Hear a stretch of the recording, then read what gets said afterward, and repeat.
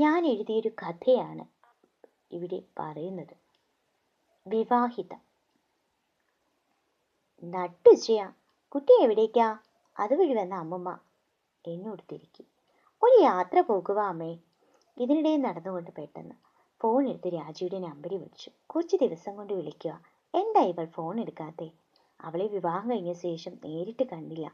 വിവാഹം കഴിഞ്ഞത് അവൾ പോണത് വരെ ഞങ്ങളുണ്ടായിരുന്നു. അന്ന് പിരിഞ്ഞിയ ഞങ്ങൾ. പിന്നെ ഫോൺ വിളി മാത്രമേ ഉള്ളൂ, രണ്ടാൾ.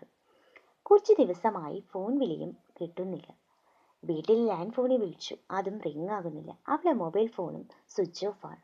എന്തായാലും അവൾ അറിയാതെ പോവുകയാണ്. അവൾ അവിടെ ചെല്ലുമ്പോൾ അറിയട്ടെ എന്ന് ഓർത്താണ് ഈ നടപ്പ്. കിട്ടിയ ബസ്സിൽ കയറി സ്ഥലത്ത് ചെന്നിറങ്ങി. അടുത്ത ബസ്സിൽ കയറി അവൾ വീടിറങ്ങേണ്ട സ്ഥലത്ത് ടിക്കറ്റും എടുത്തു. സ്ഥലമെത്തി ഇറങ്ങി നടക്കുകയാണ്. കൂട്ടുകാരെ തിരക്കിയാണ് ഈ യാത്ര. ഇറങ്ങി നടന്നതും അവൾ എനിക്ക് പ്രസാദം കൊണ്ടുവന്നതുമായ കോവിൽ നടയിൽ ചെന്നു. മുരുകനെ മനസ്സുരുകി പ്രാർത്ഥിച്ചു. കാണിക്ക വെച്ചു അവളെ ഒന്ന് കാണാൻ കഴിയണേന്നും. കാരണം വിവാഹം കഴിഞ്ഞിട്ട് ഞങ്ങൾ ഒരു നാൾ ഒരുമിച്ച് കണ്ടിട്ടില്ല. മാത്രമല്ല എനിക്ക് വരാനും ആയിട്ടില്ല. പെട്ടെന്നായിരുന്നു വിവാഹം. ഭർത്താവ് ഒരു ഫൈനാൻസ്കാരനാ. പണ്ട് ഗൾഫിലായിരുന്നു. കുറച്ചുനാൾ മുമ്പ് അവൾ പറഞ്ഞു നമ്മളൊരു മൊബൈൽ ഷോപ്പും കൂടി തുടങ്ങുകയാണ്. അന്നും എന്നെ വിളിച്ചു. പക്ഷെ എനിക്ക് പോകാനായില്ല. ഒത്തിരി അംഗങ്ങളുള്ള വീടിന്റെ പ്രാരാബ്ധം മൊത്തം അയാൾക്കായിരുന്നു എന്നാണ് അവൾ പറഞ്ഞത്. അവളുടെ മുറിച്ചക്കൻ ചോദിച്ചിട്ടും കെട്ടിക്കൊടുക്കാതെ മറ്റൊരാൾക്ക് വിവാഹം കഴിച്ചു കൊടുക്കുന്നത് കാരണം തന്നെ ജാതകം നോക്കിയും പണം കണ്ടും നല്ല ഫാമിലി എന്നൊക്കെ കണ്ട് നടത്തിയ വിവാഹമാണ്. ഞാനും ബീനയും വിവാഹത്തിന് പോയിരുന്നു. കമ്പ്യൂട്ടർ TDC പഠിക്കാൻ പോയ സുഹൃത്ത് ബന്ധമാണ് ഞങ്ങൾക്ക്. പക്ഷെ അതിനേക്കാൾ നമ്മുടെ സൗഹൃദം വളർന്നു. രാജിയെ ആര് കണ്ടാലും ഇഷ്ടപ്പെടും. അത്രയ്ക്ക് മുട്ടോളം മുടിയാ. നമ്മൾ പഠിക്കുന്ന സമയം ചിലപ്പോൾ പട്ടുപാവാടയും ബ്ലൗസും അണിഞ്ഞ് മുടിയും പിടിച്ചിട്ട് സുന്ദരിയായി ഒരുങ്ങി വരാറുണ്ട്. ഒരു ദേവിയുടെ രൂപമാണ്. അവളെ കണ്ടാൽ മനസ്സിൽ തെളിയും. ക്ലാസ്സിൽ ഒരു നാൾ സാർ അവളെ ദേവി എന്ന് വിളിക്കുന്നത് ഞാൻ കേട്ടു. രാജി നല്ല നർത്തകിയാ. എന്തോ അസുഖം വന്ന കാരണം കാല് തളർച്ചയുണ്ടായി. പിന്നെ പഠിച്ചിട്ടില്ല എന്നാണ് എന്നോട് പറഞ്ഞത്. ഇപ്പോൾ വിവാഹം കഴിഞ്ഞൊരു കുട്ടിയുണ്ട്. പേര് ചൈത്രയാണ്. എന്നോട് ഫോണിൽ ഒരുപാട് കൊഞ്ചി പറയുന്ന കുഞ്ഞാണ്. എന്നെ എപ്പോൾ ഫോൺ വിളിച്ചാലും എൻ്റെ വിവാഹമാകാത്ത കാര്യത്തിലായിരുന്നു അവളുടെ പരാതി മൊത്തം. പെട്ടെന്ന് ഒരു ദിവസം ഫോൺ വിളിച്ചപ്പോൾ അവളെ ശബ്ദമാകെ മാറി. പെട്ടെന്ന് സുഖമാണെന്ന് പറഞ്ഞ് ഫോൺ കട്ട് ചെയ്തു. ഇതുകൊണ്ട് ഞാൻ അവളുടെ അമ്മയെ ഫോൺ വിളിച്ചു. അമ്മയാണ് ഫോൺ എടുത്തത്. മോളാണോ? വീട്ടിലെ വിശേഷം തിരക്കി. അപ്പോൾ അമ്മ പറഞ്ഞു, രാജി ഇപ്പോൾ ഇവിടെയാ മോളെ. അവനും അവളുമായി അല്പം പിണക്കത്തില്ല. എന്താ അമ്മ അങ്ങനെ? അറിയില്ല മോളെ. അവന് വേറെ സ്ത്രീകളുമായി ചങ്ങാത്തമുണ്ടെന്നോ. ഫോൺ വിളിയും അവൾ എന്തൊക്കെയോ കണ്ടെന്നാ പറയണേ. അവൾ ഇപ്പോൾ അമ്മാവൻ്റെ വീട്ടിൽ പോയിരിക്കണു. കുടുംബ കോടതിയിൽ കേസായി മോളെ. കേസ് നടക്കുകയാണ്. മോള് പിന്നെ വിളിക്കുക അവൾ വരുമ്പോൾ. ഞാൻ ഫോൺ കട്ട് ചെയ്തു. വൈകുന്നേരം വിളിച്ചു. ഫോൺ രാജി തന്നെയാണ് എടുത്തത്. അവളെ കഥ പറയാൻ തുടങ്ങി. ഒത്തിരി കഷ്ടത സഹിച്ചു. അങ്ങനെയാ മോളെയും കൊണ്ട് ഇവിടെ വന്നത്. ഒരുപാട് കരഞ്ഞെന്നും അവളെ മനസ്സിൽ മകളെ വളർത്തണമെന്ന വാശിയായിരുന്നു. തൻ്റെ മുന്നിൽ കൊച്ചുകുട്ടിയായി ചിരിച്ചു കളിച്ച് നടന്നവളിൽ വന്ന മാറ്റം കണ്ടു ഞാൻ പറഞ്ഞു, ധൈര്യമായിരിക്കൂ, ഒക്കെയും മാറും. ജീവിതമല്ലേ മോളെ, അഡ്ജസ്റ്റ് ചെയ്യാൻ പഠിക്കണം എന്ന് പറഞ്ഞു. ഒരു നാൾ കാണാൻ വരാമെന്ന് പറഞ്ഞ് ഫോൺ കട്ട് ചെയ്തു. അങ്ങനെയാണ് ഈ യാത്ര. നടക്കുമ്പോഴും മകളെ ഓർമ്മയാണ് മനസ്സാകെ. ഞാൻ നടന്നെത്തി രാജുയുടെ ഗേറ്റ് തുറന്നു. അപ്പോൾ അപരിചിതരായ ഒരു അമ്മയും മകനും ഇറങ്ങി വന്ന് എന്നോട്, എവിടെന്നാ? ആര് നോക്കിയാ വന്നത്? ഞാൻ കാര്യം പറഞ്ഞു. അയ്യോ കൊച്ചേ, അവരിവിടെ ഇല്ല. ആ പെണ്ണെ എവനോ കെട്ടിക്കൊടുത്തു. ഈ വീട് ഞങ്ങൾ വാങ്ങിയതാ. ഇവിടെ ഒത്തിരി ബഹളമൊക്കെ ഉണ്ടായി. എങ്ങോട്ട് പോയെന്നറിയില്ല. ഞാൻ വരുമ്പോൾ തനിക്കായി ഇഡ്ഡലി അപ്പമൊക്കെ ഉണ്ടാക്കി വെച്ച് വിളമ്പി തന്ന രാജിയുടെ മുഖം മാത്രമായിരുന്നു. രതീഷ് അവളുടെ മൂത്ത ആങ്ങളെയാണ്. ടെലഫോൺ ഓഫീസിലാണ് ജോബ്. അച്ഛൻ കച്ചവടം. അമ്മയ്ക്ക് ജോബില്ല. അച്ഛനും അമ്മയും മിശ്ര വിവാഹിതരാ. പക്ഷെ ആ അച്ഛനും അമ്മയും തമ്മിൽ എന്തൊരു സ്നേഹമാ. കുറിച്ച് സംസാരിക്കുന്നതും രാജിയുടെ അമ്മയെ വഴക്ക് പറയണതും ഞാൻ കണ്ടിട്ടില്ല.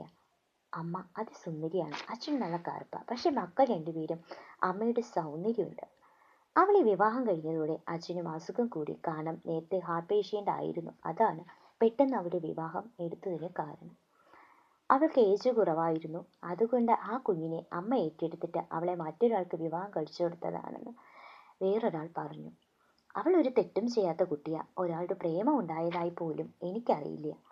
എന്താ മനുഷ്യർ, അടുത്ത വീട്ടുകാർ ഞാൻ ചോദിച്ചത് അതിനപ്പുറം പറയാൻ തുടങ്ങി. അവൾ ആരെയും നോവിക്കാത്ത സ്വഭാവക്കാരിയ. ഞാൻ പെട്ടെന്ന് നടന്നു. അമ്മാവൻ്റെ വീട് ഇരിക്കുന്നിടത്തേക്കാണ്. അവിടെ തിരക്കുമ്പോൾ അവരും ഇറ്റുപോയി. എവിടേക്കെന്ന് അറിയില്ലെന്ന്. ഞാൻ എൻ്റെ ബാഗിൽ കൈവച്ചു. കുഞ്ഞിന് വാങ്ങിയ കുഞ്ഞി കൈവളയും മാലയും പൊട്ടും എൻ്റെ ബാഗ്. ഞാനൊരു യന്ത്രം കണക്കെ പാഞ്ഞു. ബസ് വന്നു. ടിക്കറ്റ് എടുത്തു. ഉടനെ ഫോണിൽ സുഹൃത്തിനൊരു മെസ്സേജ് അയച്ചു. വർഷങ്ങൾക്ക് ശേഷം ഞാൻ എൻ്റെ കൂട്ടുകാരിയെ തേടിപ്പോയി. കണ്ടില്ല. ഞാൻ ആകെ വിഷമത്തിലാണ്. ഇത് കണ്ടതും സുഹൃത്ത് വിളിച്ചു. അവൾ അത്ര സുഹൃത്തായിരുന്നെന്നാൽ ഈ ഫോൺ എടുക്കുമ്പോൾ എൻ്റെ ആ കണ്ണാകെ നിറഞ്ഞിരുന്നു. ഞാൻ കാര്യം പറഞ്ഞു. നീ വിഷമിക്കേണ്ട, അവളെ നീ കാണും എന്ന് പറഞ്ഞ് ഫോൺ കട്ട് ചെയ്യും. അപ്പോഴും കുട്ടിയുടെ കൊഞ്ചലും ഈ മാലയും വളയും ആർക്കു നൽകും? എൻ്റെ സുഹൃത്തിനെ ഞാൻ എന്നാ കാണുമെന്ന്? വർഷങ്ങൾ പോകുകയാണ്. ഇപ്പോഴും തിരയുന്നു, കാണുന്നില്ല. എന്നെ വിവാഹത്തിനായി മാത്രം നിർബന്ധിച്ചവളുടെ ജീവിതം എന്തായി മാറി? അവൾ എവിടെയാണ് പോയത്? ആരാണ് ആ ചെറുക്കൻ? അവനും അവളെ ഉപേക്ഷിക്കുമോ? എന്തെങ്കിലും തനിക്കാകുമോ അവളെ കാണാൻ? അത്ര ഇണക്കിളികൾ പോലെയായിരുന്നു. എനിക്ക് ബസ്സിന് കാശ് കുറവായാൽ അന്ന് ഞാൻ മുടങ്ങൽ പതിവ. എന്നാലും എന്നോട് പറയും ക്ലാസ്സിൽ വരണം. അതാ അവളെ ചിട്ട. എനിക്ക് ബസ്സിന് കാശ് തന്നു വിടുക. ക്ലാസ് വിട്ടിറങ്ങുമ്പോൾ എന്നോടൊപ്പം ബസ് സ്റ്റോപ്പിൽ വന്ന് എൻ്റെ ബസ് വരുന്നവരെ കാത്തു നിൽക്കുക. ആ അവളെ ഒന്ന് കാണാനാകാത്ത ഈ യാത്രയെ ഞാൻ സ്വയം ശപിച്ചു. എന്തിനാ ഇത്രയും വൈകി കാണാൻ തയ്യാറായത്? അതല്ലേ കരയാൻ അല്ലെങ്കിൽ കാണാൻ സാധിക്കാതെ? ഒരു വീട്ടിൽ വളർന്നില്ലെങ്കിലും നമ്മൾ തമ്മിൽ അത്ര സുഹൃത്തുക്കളായിരുന്നു. വീടും വയലും റോഡും അവൾ വളർന്ന നാടും ഒക്കെയും താണ്ടി അവൾ എവിടെയാണ് ഇനിയും മറന്നിരിക്കുന്നത്? എൻ്റെ ഏത് യാത്രയിലും ആഘോഷത്തിനിടയിലും അവളെ തിരിഞ്ഞുകൊണ്ടേയിരുന്നു. ഇന്നും ആ സ്നേഹം അവൾ പഠിക്കുമ്പോൾ തന്ന ഗ്രീറ്റിംഗ് മാത്രം ഓർമ്മ ബാക്കിയായി. ഇങ്ങനെ എഴുതി തന്നിരുന്നവൾ: പ്രകൃതി എന്നത് സത്യമാണെങ്കിൽ നിന്റെ സ്നേഹവും എന്നും സത്യമായിരിക്കട്ടെ. ദിവ്യവും അദൃശ്യവുമായ പ്രഭാകമാണ് സ്നേഹം. അതിന് താഴെ അന്ന് ഞാൻ വന്നെഴുതി, അതെ, അത് സത്യമാണ്. ഇവളെ ഒരിക്കലും ഞാൻ കണ്ടുമുട്ടയിലാകാം. എൻ്റെ വിവാഹം കാണാൻ മാത്രം ആശിച്ച ഒരേ ഒരു സുഹൃത്തെന്ന് വേണമെങ്കിൽ പറയാം. പക്ഷേ ഞാൻ പഠിച്ചു നിർന്നു. സ്ത്രീധനം കൊടുക്കാനില്ലാത്ത പേരിൽ എൻ്റെ വരുന്ന വിവാഹങ്ങൾ ഒക്കെയും മുടങ്ങിപ്പോകുമായിരുന്നു. പക്ഷെ അവൾ ആഗ്രഹിച്ചത് എൻ്റെ വിവാഹം കാണാൻ. എൻ്റെ വിവാഹം നടക്കുന്ന ദിവസം അവൾ ഉണ്ടായില്ല. എന്നാൽ ഞാനും അവൾ അനുഭവിച്ച അതേ പാതയിൽ എത്തിയില്ലെങ്കിലും സ്ത്രീധന പേരിൽ കോടതി കയറേണ്ടി വന്നിരിക്കുന്നു. എൻ്റെ വിവാഹ ജീവിതവും 20 ദിവസം കൊണ്ട് അവസാനിച്ചു. വർഷങ്ങൾ കാത്തിരുന്ന് വിവാഹം കഴിഞ്ഞപ്പോൾ ഞാനും അവളെ പോലെ ആയത് അവൾ അറിയുന്നില്ല. ഞാനും അവളെക്കുറിച്ചും മാറ്റും. വെറും 5 ലക്ഷത്തിനായി കോടതി കയറേണ്ടി വന്നു. ഞാൻ ഏറ്റ നോവ് ഒന്ന് ചിരിക്കാൻ പാടില്ലാത്ത, സ്വർണമില്ലാത്ത പേരിൽ ഗ്ലാമർ ഇല്ല എന്ന് പറഞ്ഞൊക്കെ സ്വർണം കൊടുക്കാത്തതിനാൽ പുറത്തിറക്കാറില്ല. ഒരു താലി 4 പേർക്ക് മുന്നിൽ കെട്ടിയവൻ തന്നെ തടവറയെടുക്കുന്നു. അവൻ തന്നെ പിരിയാൻ ഓടുകയാണ്. ഒരിക്കലും രാജിയെ പോലെ 2ാം വിവാഹം ആശിക്കാത്ത ആ താലി പൊട്ട് അയാളെപ്പോലും ഒരു ദിവസം കാണാനാകാത്ത അവളെയും ക്രൂരിയാക്കി. ഒരു തരി പൊന്നിട്ട് വന്നില്ലേലും എൻ്റെ വീട്ടിൽ ആരും ചോദിക്കില്ല എന്ന് പറഞ്ഞ പുരുഷൻ പോയ ദിവസം മുതൽ ക്രൂരനാക്കിയാണ്. പുറമേ സ്നേഹം നടിക്കുകയാണ്. സ്വർണത്തിൻ്റെ പേരിൽ വഴക്ക് കൂടുമ്പോഴും യാചിക്കുകയാണ് ഞാൻ വാങ്ങിത്തരാമെന്ന്. അതിന് വീട്ടുകാരുടെ സമ്മർദ്ദം അയാൾക്ക്. പറഞ്ഞ പണവും പൊന്നും കൊടുക്കാതെ രജിസ്റ്റർ പോലും പതിക്കാൻ തയ്യാറാക്കാത്ത ഭർത്താവും സഹോദരങ്ങളും. സ്വർണത്തിനായി വഴക്കുണ്ടായി അതിനായി വന്നവൾ അത് വാങ്ങിയതറിഞ്ഞ് നാളെ വിളിച്ചുകൊണ്ട് പോകാമെന്ന് പറഞ്ഞ് മുങ്ങുന്ന ഭർത്താവ്. പൊന്നെടുത്തു കൊടുക്കാമെന്ന് ഏറ്റവർ എടുത്തു കൊടുക്കാതെയാകുമ്പോൾ വിവാഹ മണ്ഡപത്തിൽ എത്തില്ല എന്ന് പറയുന്നവളോട് ഗോൾഡ് കവറി വാങ്ങിയിട്ടെങ്കിലും മണ്ഡപത്തിലെത്താൻ ആവശ്യപ്പെടുന്നവർ. അയാൾ എല്ലാം അറിഞ്ഞിട്ടും വീട്ടിൽ ചെന്ന് എത്തിയത് മുതൽ സ്ത്രീധന ഇടപാട് വീടുകാരെ ഏൽപ്പിക്കുന്നു. എന്നോടും ആവശ്യപ്പെട്ടു. എന്തെങ്കിലും പറയാനുണ്ടെങ്കിൽ വീട്ടുകാരോട് പറയാം. ആ പുരുഷൻ എത്ര ക്രൂരനാക്കിയാണ്. എന്നിട്ടും അവൾ വച്ചുവിടും. സ്ത്രീയും പുരുഷനും ഒരുപോലെ സുഖദുഃഖം പങ്കിടേണ്ടവരാണ്. അവർ തൻ്റെ ഭാര്യയെയും ഭാര്യ ഭർത്താവിനെയും ഒക്കെ കറുത്ത വേഷക്കാരുടെയും കാവിക്കുപ്പായക്കാരുടെയും മുന്നിൽ എത്തിക്കുകയാണ്. കുടുംബ കോടതിയിൽ കേസായി മാസാമാസം ഒപ്പിടണം, ഹാജരാകണം. ലാലിയുടെയും അനിതയുടെയും ജീവിതം തകർന്നത് സ്ത്രീകളും സ്ത്രീധനവും. മറ്റൊരു കുട്ടിയിൽ കണ്ടത് ലക്ഷങ്ങൾ വാങ്ങി കെട്ടി കൊണ്ടുവന്നു. പിന്നെ അവൾ ബുദ്ധിയില്ല എന്ന് പറഞ്ഞ് തള്ളപ്പെട്ടിട്ട് വേറൊന്ന് കെട്ടിയത്. മറ്റു ചിലരുടെ എന്നത് മാനസിക രോഗിയാണെന്നൊക്കെ ചിലർ കാമുകരുണ്ടെന്ന് പറഞ്ഞു. മറ്റു ചിലർ ഭർത്താവ് കുടിയും അടിപിടിയും കാരണം, സ്ത്രീധന പീഡനം ഒക്കെ കാരണം എന്ത് ചെയ്യുന്നു? ഡൈവോഴ്സ് വാങ്ങുന്നു. സ്ത്രീ സുരക്ഷിതയാകേണ്ടതിന് പകരം എന്താണ് സംഭവിക്കുന്നത്? അവൾ വീണ്ടും സ്വയം നരകിച്ചു തീരുകയാണ്. അനിതയോട് തൻ്റെ ഭർത്താവ് ചോദിച്ചു, നിനക്കെന്താടി നഷ്ടമായത്? തന്നെ പിരിക്കില്ല എന്ന് പറയുമ്പോൾ കുഞ്ഞില്ലല്ലോ എന്ന ചോദ്യം. ഒറ്റ താലിയെന്ന ദൈവത്തിന് മുന്നിൽ നൽകിയ വാഗ്ദാനം തിരിച്ചടിക്കേണ്ടി വരുന്നു. എന്നെങ്കിലും ഒരു അഡ്വക്കേറ്റാകാൻ ആശിച്ചു പഠിച്ച താൻ പ്രതിക്കൂട്ടിലെത്തുന്ന അവസ്ഥ, അതിൻ്റെ ഗേറ്റ് കിടക്കുമ്പോൾ ചങ്ക് പിടയുന്നത്, മറ്റുള്ളവരുടെ മുന്നിൽ കുറ്റവാളിയെപ്പോലെ നിൽക്കേണ്ടി വരുന്നത്, ഒരു താലിയുടെ പേരിൽ അച്ഛനില്ലാതെ കഷ്ടപ്പെട്ട് വളർത്തിയ മകളുമായി കോടതി കയറി ഇറങ്ങുന്ന അമ്മ ആ മുഖം കാണാൻ തയ്യാറല്ലായിരുന്നു. എനിക്ക് ഇവളെ വേണ്ട സാർ, ഗോൾഡ് ഇല്ല എന്നറിഞ്ഞ നിമിഷം കൊണ്ടാക്കേണ്ടതാ സാർ. എൻ്റെ സ്റ്റാറ്റസ് അറിയാമോ സാർ? എനിക്ക് ഇവളെയാണോ കിട്ടേണ്ടത് സാർ? എൻ്റെ ഫാമിലിക്ക് ഇവൾ ഇഷ്ടമില്ല, ഡൈവോഴ്സ് മതിയെന്ന് പറഞ്ഞോടുമ്പോൾ, പലതും പറഞ്ഞ് അവളെ പരിഹസിച്ചപ്പോൾ വേണ്ടാന്ന് പറഞ്ഞോടുമ്പോൾ സമനില തെറ്റി അയാളെ ഉപദ്രവിക്കേണ്ടി വരുന്നു.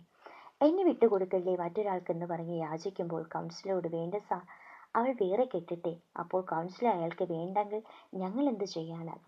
രണ്ടുപേരും 10 മിനിറ്റ് പുറത്തു പോയി സംസാരിച്ചാൽ തീരാവുന്ന പ്രശ്നമേയുള്ളെന്ന് പറഞ്ഞിട്ടും തയ്യാറാകാതെ ഓടുന്ന ഭർത്താവ് ജോലിയുടെയും പത്രാസിൻ്റെയും പേരിൽ വലിച്ചെറിഞ്ഞോടുകയാണ്. ബൈക്ക് സ്റ്റാർട്ട് ചെയ്യാൻ ഒരുങ്ങുമ്പോൾ അയാളോട് പിന്നെയും അവൾ യാചിക്കുന്നു.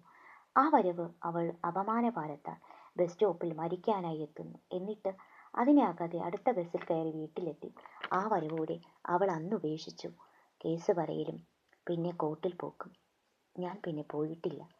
ഞാൻ എന്തിനാണ് കോർട്ടിൽ പോകേണ്ടത്? പോയത് മുതലല്ല, വിവാഹത്തിന് മുമ്പും അയാൾ മറ്റൊരു പെണ്ണിൻ്റെ പേര് പറയുക. വിവാഹം കഴിഞ്ഞ് പോയിട്ടും സ്വന്തം ഭാര്യയുടെ പേരറിയില്ല. നാളെ ഒന്ന് കുറച്ച് മാസങ്ങൾ കഴിഞ്ഞു. പിന്നെയും ഒരാൾ പറഞ്ഞു, നീ ഇനി അവനോട് പോകണ്ട, അവനൊരു പ്രൗഢാണ്. അപ്പോഴൊക്കെ എനിക്ക് പിന്നെ അയാളോട് വാശിയായി. തന്നെ ചതച്ച് കെട്ടിയവനോട് ഇനി തിരികെ പോകേണ്ട, മരിക്കുക അല്ലെങ്കിൽ മറ്റൊരാളെ വിവാഹം ചെയ്യുന്നത് എന്തിനായിനി? അയാൾ മാറി താമസിക്കാൻ തയ്യാറല്ല. അത് കൂട്ടുകുടുംബമായിട്ടും പ്രശ്നങ്ങൾ കൂടിയത്.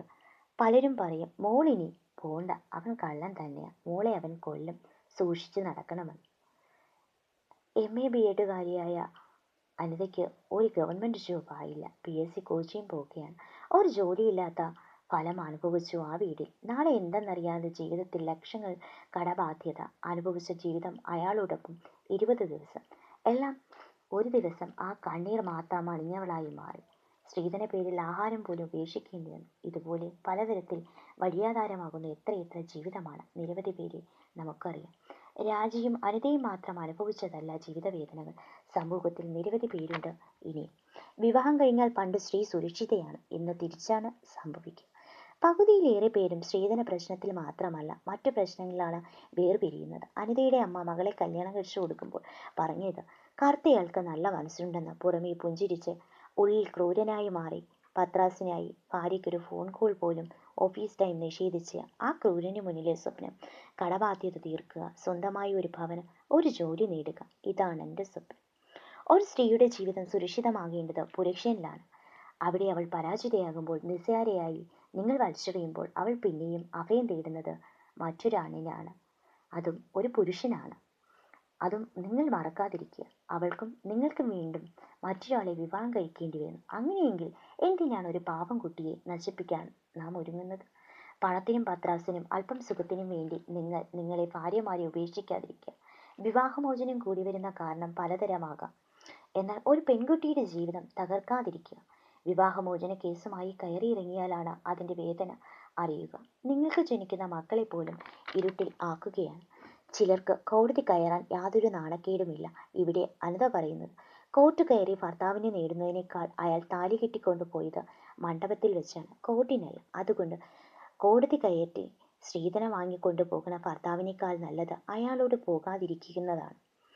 കോടതി കയറി ഇറങ്ങി നരകിക്കലല്ല ഒരു പെണ്ണിൻ്റെ ജീവിതം. പണ്ട് സ്ത്രീ കുടുംബത്തിന് വിളക്കാണെന്ന് പറയും. ഇന്ന് പെൺമക്കൾ അച്ഛനമ്മമാർക്ക് ഭാരവും നൊമ്പരവും കൊടുക്കുന്നവരായി മാറി. അവർ ഭാവിയും സുരക്ഷിതമല്ല. എവിടെയും കാണാം ഒരു കണ്ണീർ നനവുള്ള കഥ. ഇനി വരുന്ന തലമുറയിലെങ്കിലും ഡൈവോഴ്സ് എന്ന വാക്കുപേക്ഷിക്കുക.